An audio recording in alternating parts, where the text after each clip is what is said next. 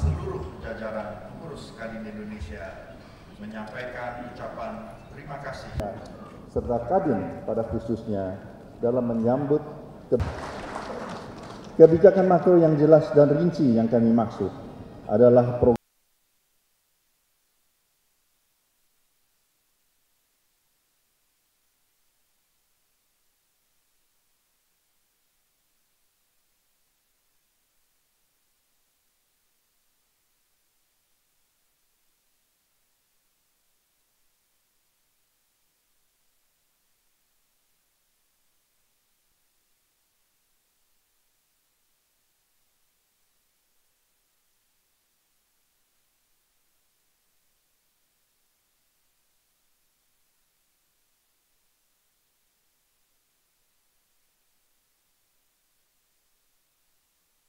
pengembangan kapasitas dan kelembagaan dunia usaha.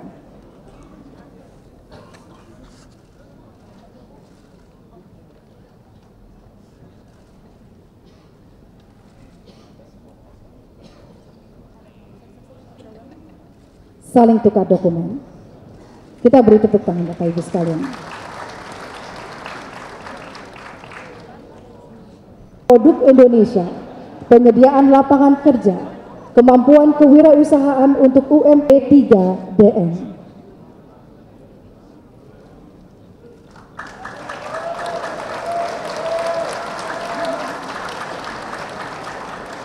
Terima kasih. Kerjasama yang ketiga di bidang pembentukan ekspor untuk meningkatkan daya saing dan nilai tambah ekspor seluruh daerah di Indonesia.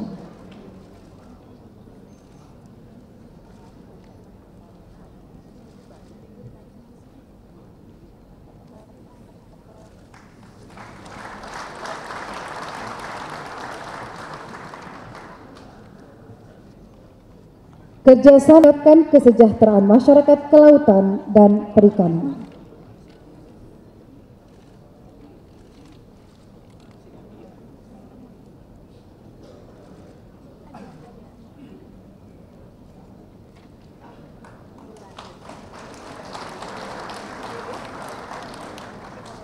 Kerjasama yang kelima, kemitraan ini adalah kemitraan strategis dalam kerangka visi dan misi untuk mengelola serta melindungi lingkungan hidup di Indonesia.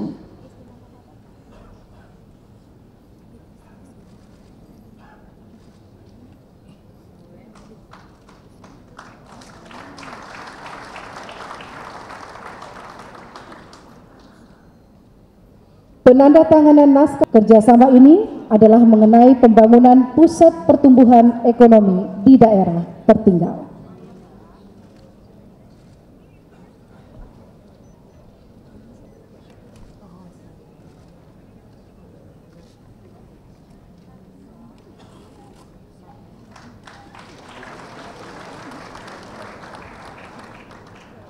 Dan penandatanganan YAPA-FAN berupa bantuan pendanaan dan konsultasi pengembangan usaha bagi para pengusaha daerah.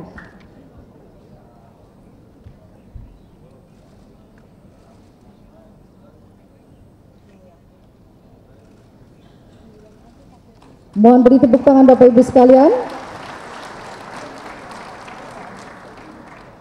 Ketua Umum Kadin Indonesia dan Bapak Gita Wirjawan, kami silakan untuk kembali ke tempat semua. Tuhan yang Maha Kuasa, Allah Subhanahu wa Ta'ala, karena kita semua masih diberikan kesempatan, kekuatan, dan semoga kesehatan untuk bersama-sama meningkatkan dan mengembangkan perekonomian dan dunia usaha di negeri tercinta ini. Atas nama negara dan pemerintah, saya juga ingin mengucapkan terima kasih dan penghargaan yang setinggi-tingginya kepada Kadin khususnya dan dunia usaha pada umumnya atas segala kontribusinya pada pembangunan perekonomian kita, sehingga makin ke depan sejak sekian puluh tahun yang lalu perekonomian kita makin tumbuh dan berkembang. Saya juga mengucapkan selamat melaksanakan Rapimnas dan semoga Rapimnas ini menghasilkan sesuatu yang terbaik, baik bagi Kadin, baik bagi dunia usaha, dan baik bagi negara kita. Tadi saya telah mendengarkan dan menyimak secara seksama pidato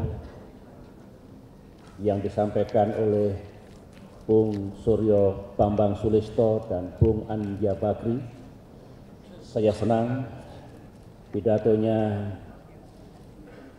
penuh optimisme, tetapi juga realistik dan juga menjangkau ke depan. Saya yakin dengan cara pandang dan sikap mental serta keinginan untuk terus maju sebagaimana yang dimiliki oleh para pimpinan Kadin, Kadin akan bisa berbuat lebih banyak lagi untuk rakyatnya. Saudara-saudara, saya telah mempersiapkan catatan saya setelah kita bersama-sama dengan berbagai suka dan duka serta pasang dan surut membangun perekonomian di negeri ini serta memajukan dunia usaha. Apa yang ingin saya sampaikan ini tiada lain adalah sebuah rekaman sekaligus satu refleksi dengan niat yang baik agar pemerintah bersama Kadin dan pihak-pihak yang lain bisa berbuat lebih baik lagi di tahun-tahun mendatang, sekali lagi untuk meningkatkan perekonomian kita dan untuk meningkatkan kesejahteraan seluruh rakyat Indonesia. Saya mulai dari observasi saya. Kalau Kadin, berarti saudara-saudara semua, kalau pemerintah dan juga kalau saya selama ini masih belum puas dengan keadaan, selama ini rasanya ingin mendapatkan peluang atau opportunity yang lebih besar dan rasanya juga bisa berbuat lebih baik lagi dari sekarang, maka sikap dan pikiran itu 100 nilainya.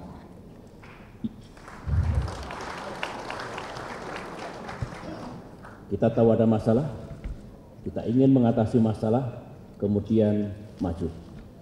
Yang salah barangkali kalau perasaan tidak puas itu tidak dibarengi dengan tekad dan kerja nyata untuk melakukan perbaikan-perbaikan ke depan. Bisnis, saudara-saudara, tiada lain adalah opportunity seeking, untuk mendapatkan peluang, untuk menciptakan peluang. Pemerintah sebenarnya dalam memimpin dan memandu pembangunan di negeri ini juga harus terus-menerus mencari, mendapatkan, dan menciptakan peluang. Hidup kita sebagai manusia tiada lain juga mencari peluang untuk kebahagiaan di dunia dan di akhirat. Saya ingin menyampaikan berbicara tentang opportunity, tentang peluang. Apakah betul di negeri ini 5, 10, 15 tahun mendatang tersedia peluang yang besar atau tidak? Ada satu catatan saya yang saya ambil dari UNTAK yang terbit tahun 2010, supaya kita bisa mengetahui seperti apa dunia melihat Indonesia. Dunia melihat potensi perekonomian kita. Di sini ada yang disebut peringkat negara yang paling menarik bagi investor. Baca, investor dari masyarakat internasional. Disebut yang pertama di sini adalah Tiongkok, yang kedua Amerika Serikat, yang ketiga India, yang keempat Brazil, yang kelima Rusia, yang keenam Inggris, yang ketujuh Jerman, yang kedelapan Australia, yang kesembilan Indonesia. Boleh tepuk tangan. Yang ke-10 Kanada, 11 Vietnam, 12 Meksiko, 13 Poland, 14 Prancis, dan seterusnya. Mengapa kita dilirik dan diintip oleh masyarakat ekonomi dunia sebagai negara yang juga memiliki opportunity untuk investasi? Pertama, karena potensi dan pertumbuhan pasar. Pasar kita besar. 240 juta, yang income per kapitanya sudah tembus di atas 3.000, yang middle class-nya juga terus meningkat. Ini adalah domestic market yang big and strong. Yang kedua, juga akses kepada sumber daya alam, our natural resources. Tetapi yang ketiga, jangan lupa kita juga dilihat sebagai memiliki tenaga kerja yang terampil. Jadi ada demographic dividend. Usia produktif dari 240 juta rakyat kita itu jumlahnya besar. Tentu saja kalau masyarakat dunia melirik terhadap Indonesia, tentu Kadin, dunia usaha harus terlebih dulu melakukan investasi dan menjadi tuan rumah di negerinya sendiri.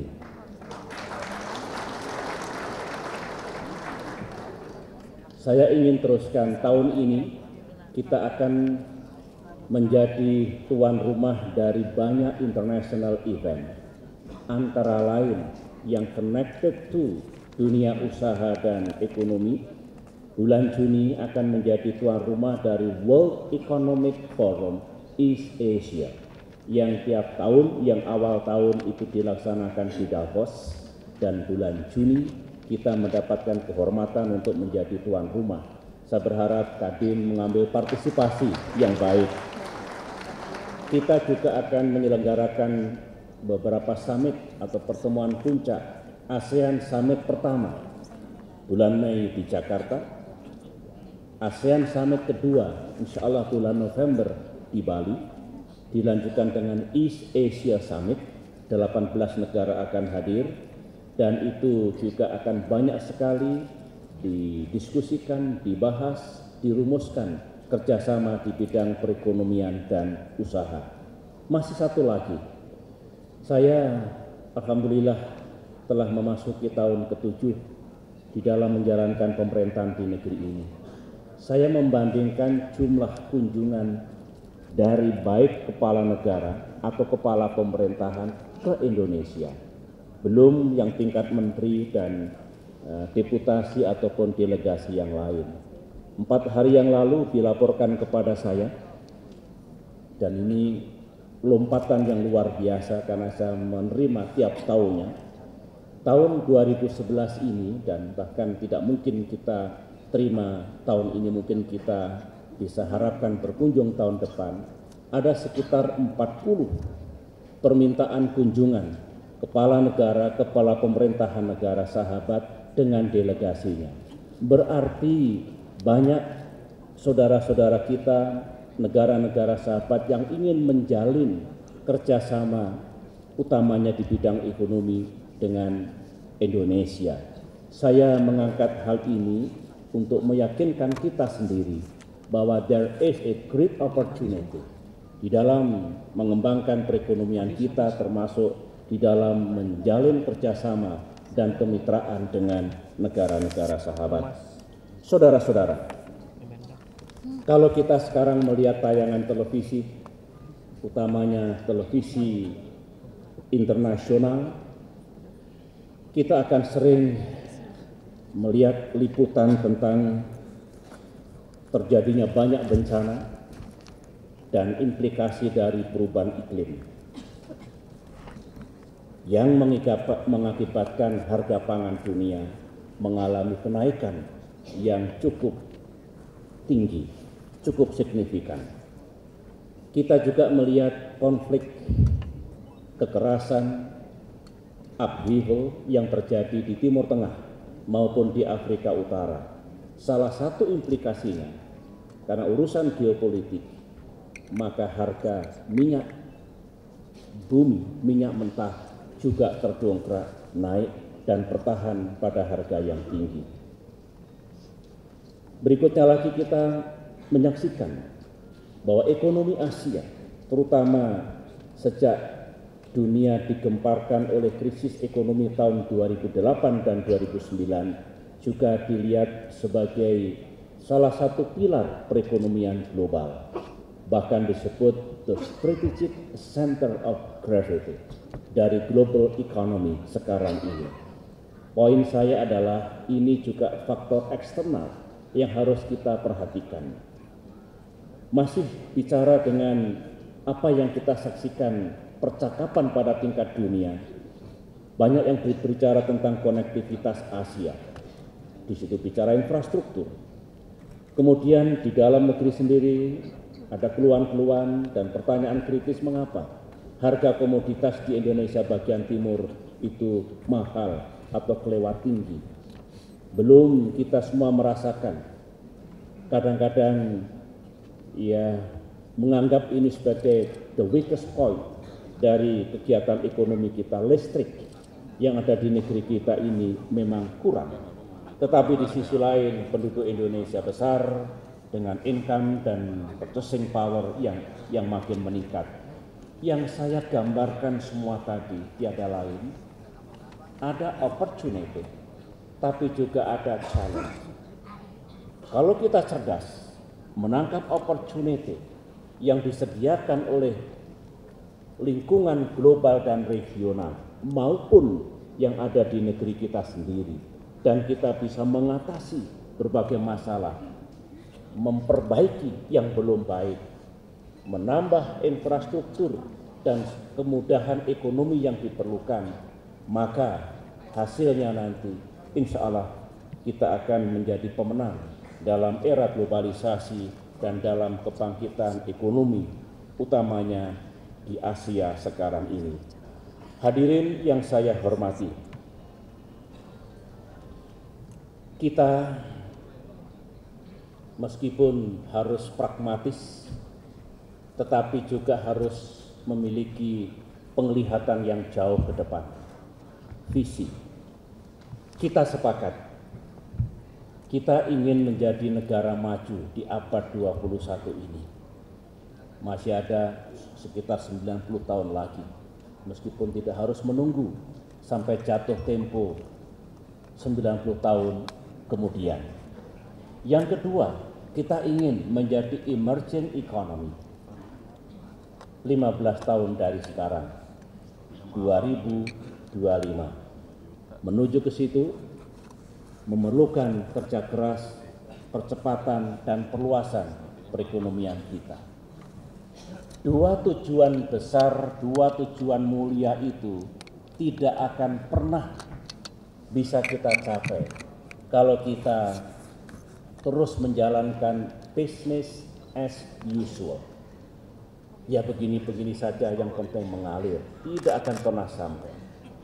Sementara itu, saya kira saudara sepakat dengan saya, kita juga ingin pertumbuhan ekonomi terus naik.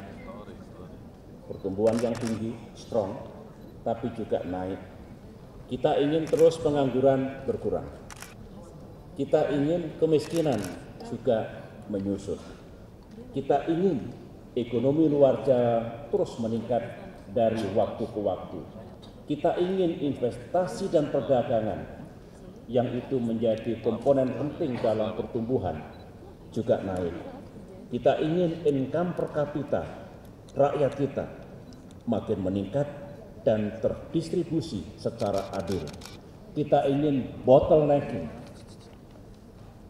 di banyak tempat, di daerah, di pusat, dan juga shortages, kekurangan-kekurangan itu bisa kita atasi. Kita ingin daya saing makin tinggi, dan kita ingin ini untuk pemerintah utamanya, untuk negara, agar kebijakan dan regulasi itu makin tepat dan bisa mendorong perkembangan dunia usaha dan ekonomi kita. Banyak sekali keinginan kita. There is a long list. Ingin ini, ingin itu, ingin dan sebagainya. Kalau keinginan yang begitu banyak itu diimbangi hanya dengan business as usual dan tidak ada upaya percepatan serta perluasan pembangunan ekonomi, sampai lebaran kuda tidak akan pernah terwujud.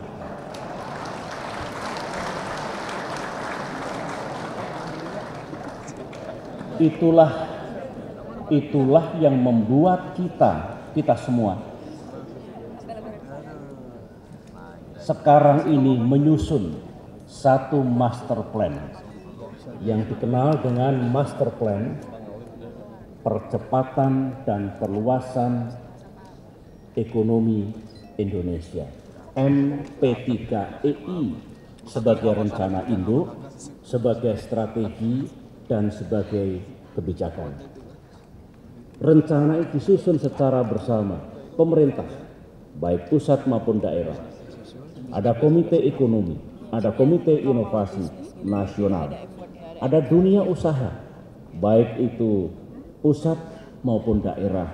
Ada pimpinan daerah, para gubernur, ketua DPRD provinsi, kita libatkan para pakar dan para pelaku ekonomi yang lain juga kita ajak serta.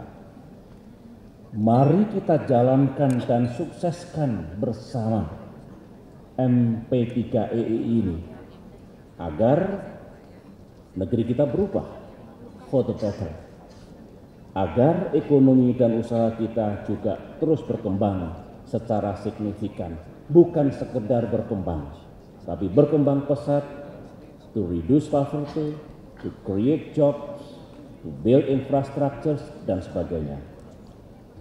Saudara-saudara, dengan penjelasan awal itu sekarang, saya ingin di hadapan para pelaku dunia usaha dan ekonomi yang sangat penting ini, tanpa saudara semua ekonomi tidak tumbuh. Kalau ekonomi tidak tumbuh, pengangguran tidak akan berkurang, kemiskinan pun tidak akan berkurang, negara tidak mendapatkan penerimaan yang cukup. Oleh karena itu, saya menganggap peran saudara semua sebagai pelaku dunia usaha sangat penting.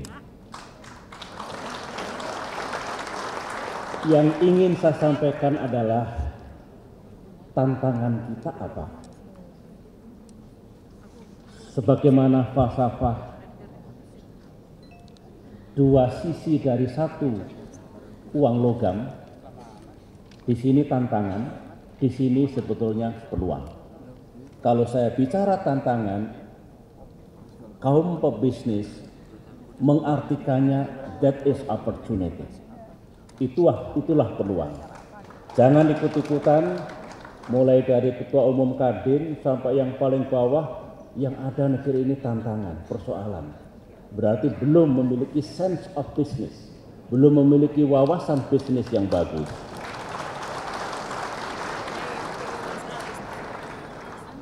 Mari kita bicara. Ini untuk dibahas di Makassar nanti. Pertama, diperlukan resources, sumber daya yang besar, termasuk sumber daya keuangan untuk mengembangkan ekonomi 15 tahun mendatang. GDP kita sekarang sekitar 700 miliar dolar Amerika Serikat. Sudah dilakukan analisis dan studi. 15 tahun we are aiming memiliki goal dan objektif untuk ekonomi kita tumbuh di atas 4 triliun dolar Amerika Serikat. Untuk menuju ke situ, struktur ekonomi kita tidak bisa hanya seperti ini. Memang ada sektor pertanian, sektor industri, sektor jasa. Kita ingin our economic structure itu betul-betul dikembangkan. Struktur ekonomi sekunder, manufaktur misalnya, dan tersier, jasa misalnya, harus sungguh dikembangkan di negeri ini. Ditambah inovasi dan teknologi yang juga makin tinggi. Kalau saya bicara resources, saya bicara ekonomi sekunder dan tersier, terbayang bagi saudara, apalagi magnitude-nya, dari 700 billion menjadi 4.000 billion, itu adalah business opportunity yang harus dijemput mulai dari sekarang sampai 15 tahun mendatang. Yang kedua, semua setuju, ekonomi luar Jawa mesti berkembang lebih pesat lagi. Mengapa? Ekonomi yang berkembang di Jawa sekarang ini rasionya 58%, hampir 60%. Tidak boleh 15-25 tahun mendatang rasio ini masih begini. Mengapa?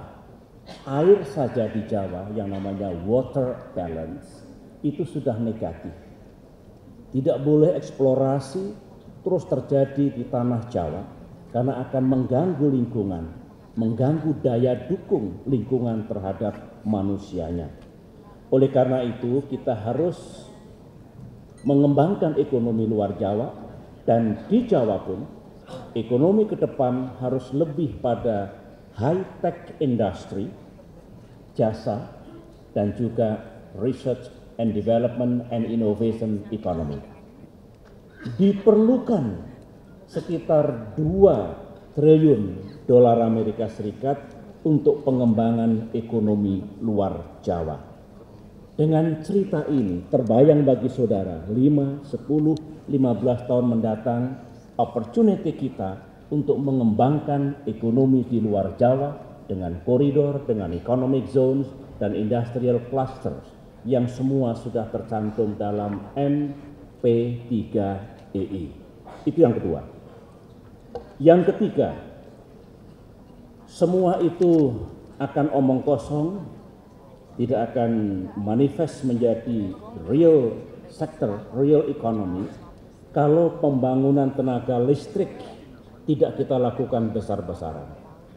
Diperlukan sekitar 80.000 megawatt listrik sampai tahun 2025. Dari kapasitas listrik kita 25 tambah 10, 35, setiap tahun kita perlukan 3.000 megawatt tambahan tenaga listrik di Indonesia. Silahkan ditangkap opportunity ini. Berarti yang memiliki keinginan untuk berusaha di bidang energi, di bidang pembangkit tenaga listrik, apapun sumbernya, terbarukan atau non terbarukan, harapan saya terbarukan, berarti ada big opportunity di dalam sektor kelistrikan. Yang keempat, infrastruktur memang kurang. Diperlukan pembangunan secara besar-besaran agar konektivitas intra Indonesia dan konektivitas Indonesia dengan Asia Tenggara dan Asia itu juga meningkat, termasuk logistik nasional di negeri kita ini menjadi lebih kuat, lebih efisien, dan lebih baik. Tentunya kalau saya bicara infrastruktur, banyak yang harus kita bangun, misalnya dermaga, bandara, jalan-jalan tol, transportasi, telekomunikasi, irigasi, dan lain-lainnya. Itu juga opportunity yang jangan disia-siakan. Nomor 5, dengan penduduk 240 juta sekarang ini, dan masih akan bertambah, dengan daya beli yang makin meningkat, maka kebutuhan pangan, kebutuhan energi, dan kebutuhan air akan makin besar. Berarti food related business, energy related business, clean water related business itu juga opportunity yang jangan disia-siakan. Bukan hanya Indonesia, ada keperluan untuk membangun global food security. Saya sudah 5 kali menghadiri pertemuan puncak G20. Sudah 7 kali menghadiri pertemuan puncak APEC. Semua pemimpin dunia merisaukan kalau suatu saat ada krisis di bidang pangan, energi, dan air bersih. Agar tidak ada krisis, mari kita jemput untuk betul-betul mengembangkan usaha dan ekonomi yang berkaitan dengan pangan, energi, dan air tadi. Saudara-saudara, coba kita lihat sekarang, harga pangan meningkat. Orang yang memiliki sense business, mari kita bangun agriculture di negeri ini, agar dari segi pangan, bangsa kita lebih mandiri. That is an opportunity. Demikian juga energi. Ada masalah sedikit, ada mismatch antara supply dan demand, ada unsur geopolitik, ada spekulasi, harga minyak begini terus. Kita punya deposit untuk energi. Minyak, gas, batu bara itu ekuivalen dengan 6 juta barrel oil equivalent per day.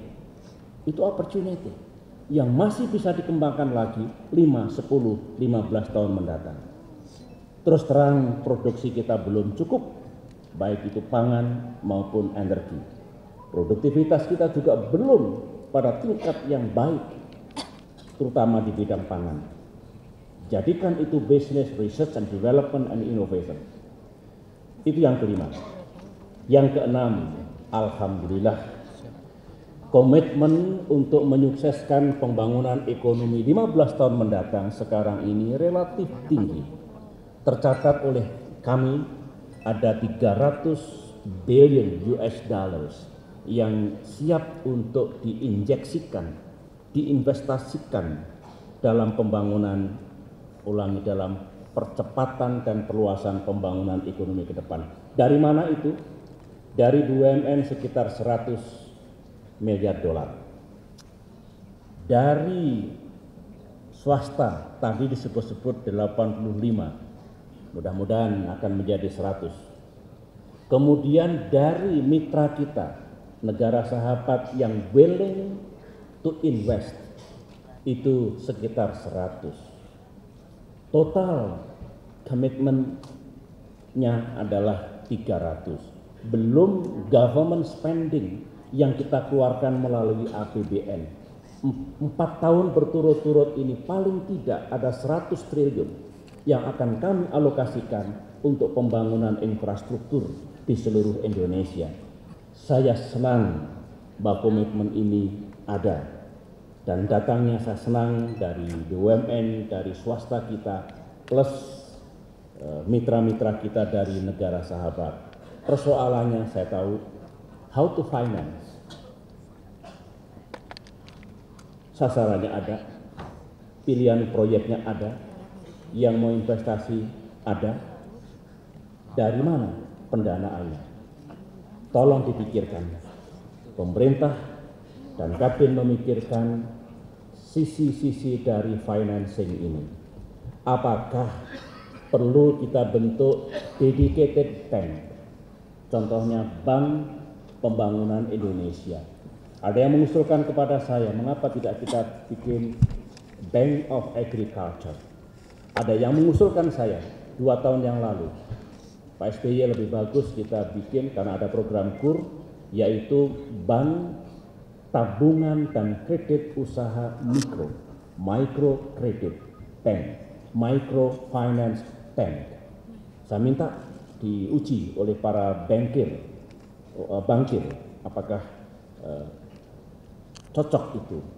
Karena disampaikan oleh Bung Suryo tadi, silahkan dibahas nanti bersama-sama pemerintahan, perlukah hadir atau fund institution, meskipun bukan bank, tetapi idenya adalah semua itu mendapatkan financing yang cepat, yang mudah dan murah. Nah, bicara murah ini memang saya bukan ahlinya. Yang ahli tentu yang bergerak di jasa keuangan. Teman-teman Kadin, saya ini dengan Gubernur BI selalu hati-hati, bank rate-nya, interest rate-nya yang bagus supaya dunia usaha kita bergerak. Meskipun saya tahu kalau inflasi tinggi, tentu harus ada monetary policy untuk mencegah inflasi makin tinggi. Dan harus ada sinergi antara fiscal policy and monetary policy. Tetapi kewajiban saya karena saya ingin dunia usaha bergerak, bisnis berkembang, saya juga pesan kepada Bank Indonesia untuk paslah di dalam menentukan suku bunganya. Dengan demikian segi financing ini bisa berjalan dengan baik. Yang ketujuh atau yang terakhir, apa tantangan tapi juga opportunity-nya adalah kewajiban kami, kewajiban negara. Ada troika, bisnis, negara, dan rakyat. Tiga-tiganya harus berperan, harus to behave secara baik. Kalau bicara negara bukan hanya pemerintah. Pemerintah pun ada pemerintah pusat, ada provinsi, kabupaten, dan kota. Anggaplah itu kami pemerintah. Ada juga parlemen, DPR pusat, DPR daerah, ada DPD, semua. Kalau ingin ekonomi tumbuh di negeri ini dengan baik, maka semua harus bekerja sama dan memastikan policy and regulations itu betul-betul tepat. Yang dinamakan kebijakan dan regulasi yang pro bisnis adalah kebijakan dan regulasi yang tepat, mungkin perpajakannya, mungkin fiskal yang lain, mungkin regulasi pembebasan tanahnya, jaminan negara, dan sebagainya. Sedemikian rupa sehingga usaha berkembang, yang berkembangnya usaha itu membawa manfaat bagi negara dan rakyat. Itu yang disebut. Dan saya kerap menyampaikan pada para menteri, para gubernur, sebagai policy makers, itu harus punya visi, punya wawasan ekonomi, punya sense of business. Dengan demikian tidak ngawur-ngawuran yang kita jadikan kebijakan dan regulasi agar semuanya berkembang. Saya ingin seperti itu sehingga betul-betul troika tadi, bisnis, negara, dan rakyat itu berjalan sinergis, saling memperkuat, dan akhirnya ekonomi tumbuh dengan baik. Saudara-saudara, bagian akhir dari sambutan saya ini, saya minta maaf agak panjang sedikit, tapi karena saya menganggap forum ini penting, tolong sabar sedikit, masih ada beberapa menit lagi.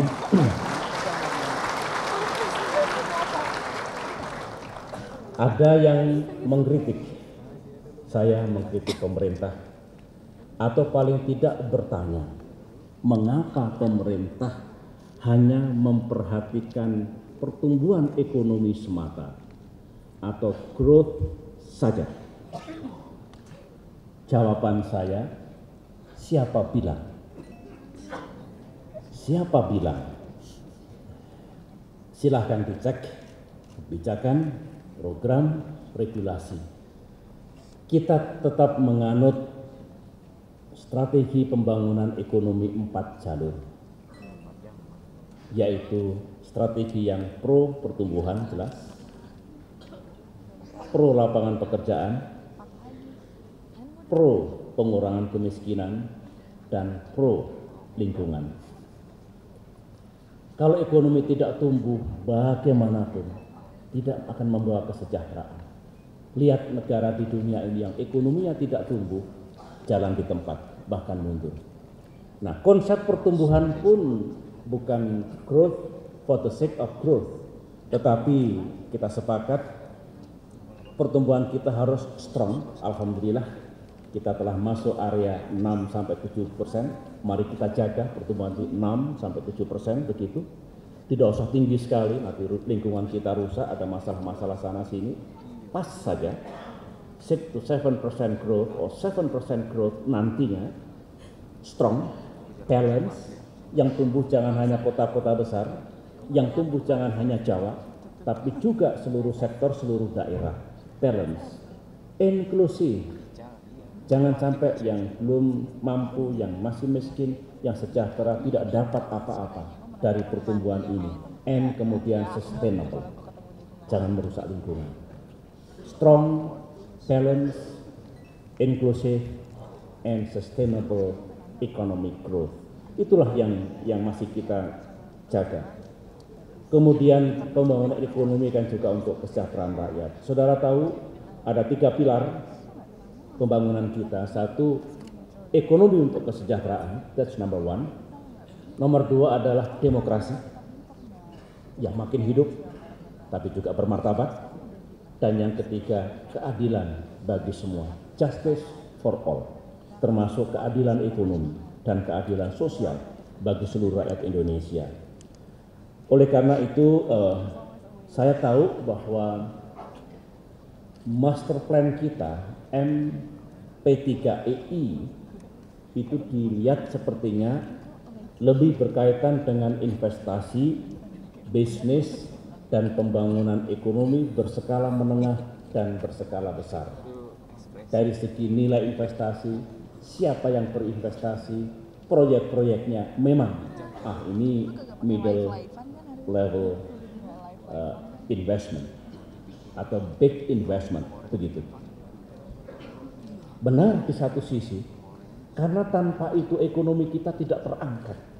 Diperlukan kekuatan untuk mengangkat ekonomi nasional kita ini dengan investasi besar-besaran di seluruh Indonesia yang dimiliki oleh semua, pemerintah pusat, pemerintah daerah, rakyat, dan dunia usaha.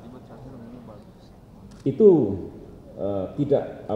itu betul seperti itu. Tetapi ketika seluruh provinsi ekonominya bergerak, usahanya tumbuh, hampir pasti usaha mikro, usaha kecil, dan usaha menengah juga ikut bergerak di dalamnya. Tidak mungkin dipisahkan ekonomi perdagangan, ekonomi wisata, ekonomi apapun, karena itu menjadi satu, menjadi fully integrated. Itu betul.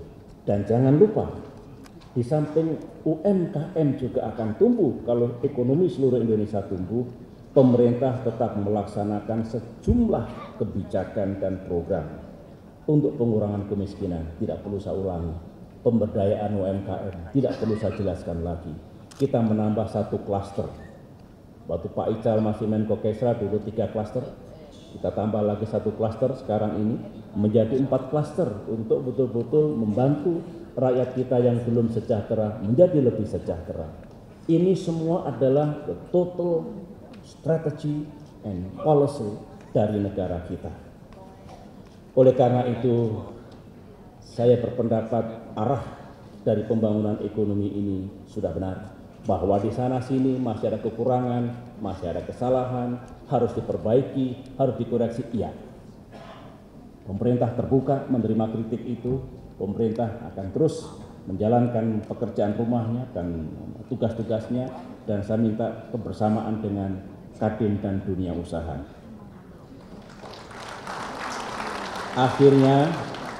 Akhirnya saudara, ajakan saya kepada Kadin khususnya dan dunia usaha pada umumnya adalah jangan sia-siakan peluang dan momentum yang kita miliki.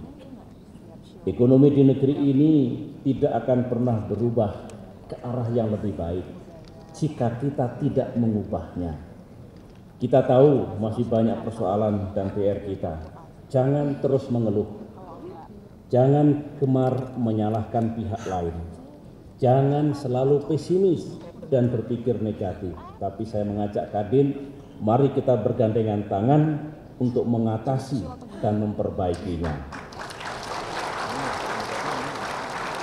Tadi kita saksikan kerjasama antara Kadin dengan para menteri. Saya senang hubungan dan kerjasama Kadin dengan pemerintah makin terstruktur, more structured, makin dekat, getting close, Dan saya berharap Bung Suryo, Bung Aninja, agar Kadin betul-betul menjadi mediator antara pemerintah dengan dunia usaha.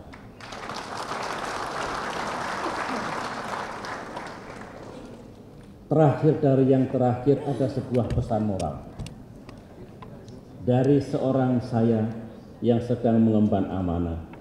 Jika para pelaku dunia usaha mendapatkan rezeki dari Allah Subhanahu wa Ta'ala, berbagilah dengan saudara-saudara kita yang masih miskin dan belum mampu. Boleh dengan CSR, boleh dengan pasar murah, boleh apapun, pahalanya akan tinggi, sukses di dunia dan sukses di akhirat. Dengan pesan, ajakan dan harapan itu, hadirin sekalian yang saya cintai, dengan terlebih dahulu memohon ridha Allah Subhanahu wa Ta'ala dan dengan mengucapkan Bismillahirrahmanirrahim, Rapimnas Kadin 2011 dengan resmi saya nyatakan dibuka. Sekian, wassalamualaikum warahmatullahi wabarakatuh. Selanjutnya dimohon mendampingi Presiden.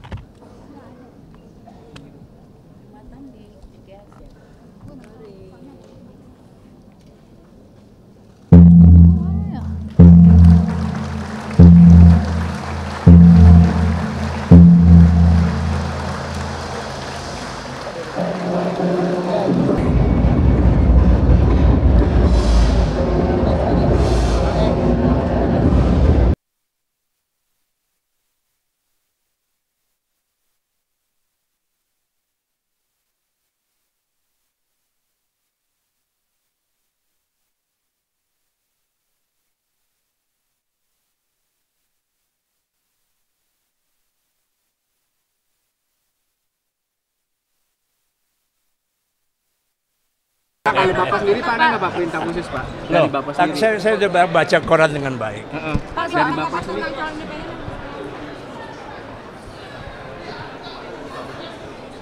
Undang-undangnya belum ada tuh. Pak, komentar Bapak sendiri. Wacananya seperti itu gimana Pak? Apa perlu ditindaklanjuti? Gedung apa? Kan penentunya di Pak Ical dan Pak SBY. Yang bilang siapa itu? Pak JK Pak. Pak JK. Saya kira Pak JK itu bercanda, kan orangnya senang bercanda itu. Kalau Pak Ical bilang tidak, maka seluruh faktor pada akhirnya itu Pak. Selamat ya. Pak, gedung DPR itu kan nanti pada akhirnya kan voting gitu Pak. Begini, pada bukan voting, saya kira sekarang gedung DPR itu perlu. Karena daya tampungnya tidak bisa lagi, tetapi tidak perlu semewah itu begitu. Tapi sekarang yang 800 sudah diisi dengan 3.000 orang. Dulu 800 kan 3.000 orang, jadi saya kira perlu. Tetapi tidak perlu semewah itu masalah. Ukurannya seperti apa Pak? Yang supaya fungsional, jangan pakai angka, pakai fungsional atau tidak. Jadi tidak perlu mewah tapi fungsional, itu sebutnya saya betul. Artinya Golkar dukung pembangunan gedung lagi Pak? Jadi saya katakan tadi, sudah saya katakan diperlukan satu gedung. Tetapi yang saya sampaikan adalah tidak perlu semewah itu, masih kurang jelas. Kelautan ya. Jadi memang sudah jauh-jauh hari kami merintis dari Kadin dengan Menteri Kelautan. Intinya Kadin itu adalah mediator sebagai dari seluruh pelaku usaha terhadap pemerintah. Nah, tugas kami di Kadin juga adalah mengumpulkan semua potensi-potensi daerah untuk didistribusikan apakah potensi kelautannya perlu cari investor atau ada permasalahan mengenai regulasi dan pendanaan dari bank. Dan sesuai dengan masukannya Pak Presiden juga tadi. Sebagai jembatan ya Pak ya, dengan potensi kelautan kita sendiri bagaimana? Oh sangat besar Pak, itu kan tidak kena krisis. Dan menurut kami itu malah lebih baik dari batu bara. Indonesia ini hampir 70% kan laut. Dan selama ini selalu illegal fishing dari negara-negara tetangga. Jadi kenapa tidak kita optimalkan lebih baik lagi gitu. Memang dari satu sisi sudah, cuma masih kurang. Justru itu saya sama Pak Fadel sangat antusias untuk mendorong kelautan ini. Persoalannya itu sebenarnya di lapangan sama policy beda. Jadi ini yang harus kita perbaiki, regulasi, implementasi di lapangan tuh tidak sama. Nah itu yang harus, dan sama pajaknya itu terlalu banyak. Nah itu yang harus diperbaiki, apalagi masukan dari Bapak Presiden kan. Kalau untuk kebaikan kenapa tidak kita bantu regulasinya? Tapi yang masalah perpajakan itu yang mana yang perlu ditinjau lagi? Begini, detailnya ada di asosiasi, tapi intinya adalah banyaknya pungutan. Mulai dari dermaga, mulai dari pajak-pajak yang lain. Jadi, saking banyaknya pungutan itu, jadi tidak efisien lah industri perikanan. Nah itu yang mesti harus dirubah, apalagi dengan masukan Bapak Presiden begini, saya ingin jadi pionir lah, supaya lebih optimal perikanan di Indonesia ya seluruhnya. Terhadap illegal fishing sendiri bagaimana Pak penanganan pemerintah? Nah sekarang ini kita lebih aktif. Saya udah ketemu Kepala Staf Angkatan Laut ya, dan beliau sudah mendukung. Cuma biasanya illegal fishing itu kan ke kejaksaan, ke pengadilan, itu kita belum menyentuh ke situ. Jadi sekarang sudah jauh lebih baik. Dan saya sudah ketemu Kepala Staf Angkatan Laut supaya lebih tegas menangkap illegal fishing itu. Tapi dalam kaitannya dengan perjanjian ini akan lebih lancar. Oh iya dong. Dan saya hotline langsung Kepala Staf Angkatan Laut dan hotline langsung juga ke Pak Menteri. Apabila masukan dari teman-teman daerah ada yang kurang baik dan mengenai illegal fishing atau treatmentnya kurang baik, akan ditindak tegas. Ya, yang penting spiritnya. Kalau tadi kan dari MOU ini kan Secara alam, memang agak menurun memang karena cuaca alam. Tapi kalau kita tanggap, ada beberapa nelayan bilang sama saya, karena cuaca makin tidak teratur, ikannya itu makin banyak gitu. Jadi peluangnya kembali ke masing-masing. Secara policy kita belum tahu, karena kan alam kan tidak bisa kita lawan daripada konsekuensinya lain gitu. Cuma ada beberapa nelayan bilang sama saya, malah di situ ikannya makin banyak. Kalau cuacanya kurang baik. ini Pak, kalau nelayan tidak melawan, ada semacam sebuah pemberdayaan yang akhirnya tidak memberangkat pendapatan mereka. Itu mungkin tak dilakukan oleh Kadin dengan pemerintah. Tugas Kadin siap sebagai mediator, tapi selama ini belum masukan atau permintaan ke kami secara konkret bahwa supaya tolong dong kami dijembatani masalah karena cuaca yang tidak. Memang mereka mengakui berkurang, tapi biasanya setelah cuaca membaik kompensasinya ikannya itu lebih banyak. Jadi ketutup dengan ininya pengeluaran yang sudah menipis. Ya. Artinya dari Kadin sendiri hal itu perlu nggak pemberdayaan semacam itu? Ya mungkin kan waktunya pendek ya. Karena cuaca itu perlu. Oh kita siap dengan bermacam program. Cuma saya maunya yang konkret. Yang konkret itu begini. Kita mau mempelajari permasalahan dulu. Karena setiap daerah lain kan. Ada yang cuacanya yang di Papua sama di Padang tuh beda-beda. Jadi kita pelajari dulu keluhannya dan masukannya mereka dulu. Tapi spirit kita, selama memang kita bisa bantu, kenapa tidak? Oke, ya, terima kasih. Pak, dari mana kartu namanya Pak?